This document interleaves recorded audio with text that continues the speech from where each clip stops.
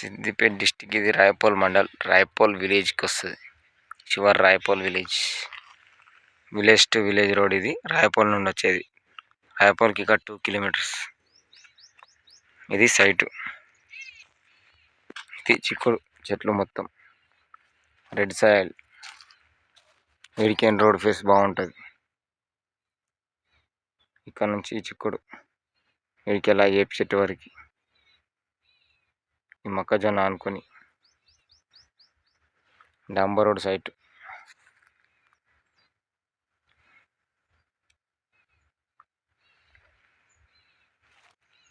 ఇది road bit road facing బాగుంటుంది. ఇందులో 30 గుంటలు ఇస్తారు.